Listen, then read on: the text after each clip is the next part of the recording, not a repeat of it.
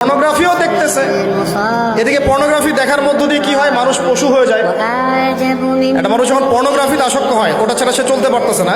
ওর সামনে আপনি 5 বছর 6 বছর একটা মেয়েকেও যদি দেন, ওকে ধর্ষণ করে রেখে দেবেন। দেখেন, হ্যাঁ, কেন ধর্ষণ করলো 5 বছরের মেয়েটাকে? এটা কি সম্ভব? 5 বছর একটা মেয়ের সাথে কি মানে সেক্সুয়াল কোনো সম্পর্ক সম্ভব? কিভাবে করতে পারলো? বিকজ পর্ন দেখে দেখে ওটা মাথাটাও নষ্ট হয়ে গেছে।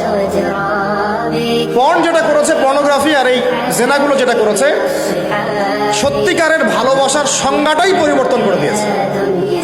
সত্যিকারের ভালোবাসা মানে হচ্ছে দায়িত্ব, রেসপন্সিবিলিটি, বিশ্বাস। ভালোবাসার মানুষ ভালো থাকে এটা চাওয়া, তার উপর আমার জিম্মেদারি আছে, তাকে ভালো রাখা।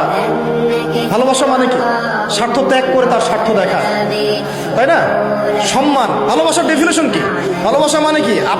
আমি আমার ওয়াইফকে ভালোবাসি, তার মানে কি আমি তার ইজ্জতের জিম্মাদার। তার দিকে চোখ তুলে কেউ খারাপ চোখে তাকাতে পারবে না। ভালোবাসি আমি তাকে, সে আমার, আমি তাকে অন্যের সামনে শো করতে পারবো না, সে আমার। ভালোবাসা মানে আমি তাকে বিশ্বাস করি। আমি তাকে কি করি? বিশ্বাস করি। তার প্রতি আমার আত্মবিশ্বাস আছে, কনফিডেন্স আছে। ভালোবাসা মানে আমি তাকে সম্মান করি, আমি তার সম্মান বুঝবো। পর্ন আর জেনা যেটা করলো, ভালোবাসার সংজ্ঞাটাই পরিবর্তন করলো। এরা ভালোবাসার সংজ্ঞা দিল, ভালোবাসা মানে হলো যৌনতা। ভালোবাসা মানে জাস্ট সেক্সুয়াল রিলেশনশিপ, আর কিচ্ছু না।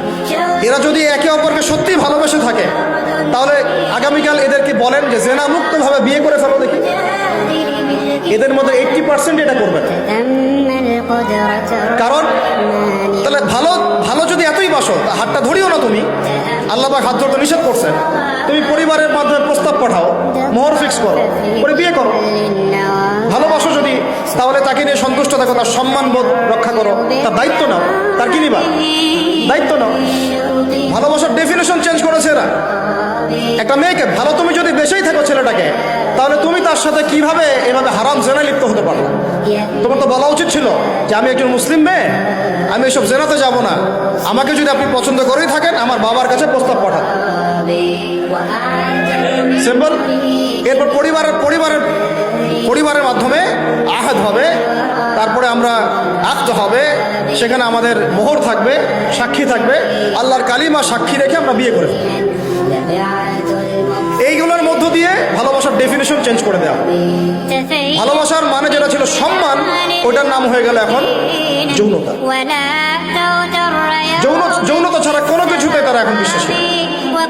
এই হোটেলে যে যৌনতাগুলো হবে, আপনার প্রত্যেক মালিকের জিম্মাদার, বহন করতে হবে। ভাবতেছেন আমি তো ভাড়া দিছি, ও কি করে করুন ভিতরে? না, আপনিও দায়ী আছেন, হিসাব আপনাকে দেওয়া লাগবে। ও তো দিবেই, আপনাকেও দিতে হবে। যারা এটাকে পেট্রোনাইজ করেছে, যে চালু করেছে, ওকে নিয়ে আমি এখন চিন্তিত। এগুলো স্টাডি করতে গিয়ে জানি নামটা আমার মাথায় আসছে, আমার মানে কলিজাটাই কাঁপা শুরু করছে। একটা জিনিস হচ্ছে, আপনি এটা খারাপ কাজ নিজে করেন, মনে করেন নাউজুবিল্লাহ এক ভাই নিজে সুদ খায়, এটা তার ব্যক্তিগত পাপ, ঠিক আছে? এক ভাই ব্যক্তিগতভাবে গান শুনছে, ব্যক্তিগত পাপ। এক ভাই ব্যক্তিগতভাবে হয়তো কেউ নাউজুবিল্লাহ জেনা করেই ফেলছে, এটা তার কি ব্যক্তিগত পাপ। আল্লাহর কাছে ইস্তেগফার করবে, তওবা করবে, আল্লাহ চাইলে মাফ করে দিবেন, পাপ গোপন করে দিবেন, তাই তো? এটা একটা সুরত। একটা সুরত কি? আমি সুদ নিজে খাইছি, আরো লক্ষ কোটি মানুষকে খাওয়াইছি।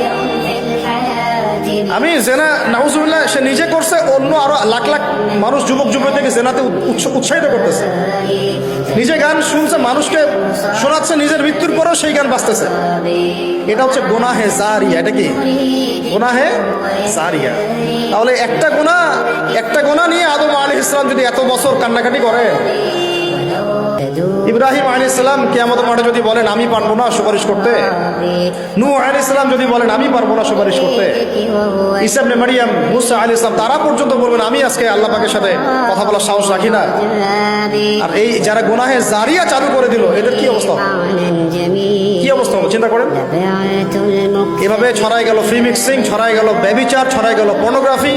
এই পর্নোগ্রাফির মধ্য দিয়ে এরা আবার যখন পর্ন দেখে, বাইরে আবার স্কুল কলেজ বিশ্ববিদ্যালয়ে পড়াশোনা করে, ছেলে মেয়ে একসাথে পড়াশোনা করে না, বাসায় পর্ন দেখে, আবার সকালবেলা এসে স্কুল কলেজ বিশ্ববিদ্যালয়ে ছেলে মেয়ে একসাথে পড়াশোনা করে।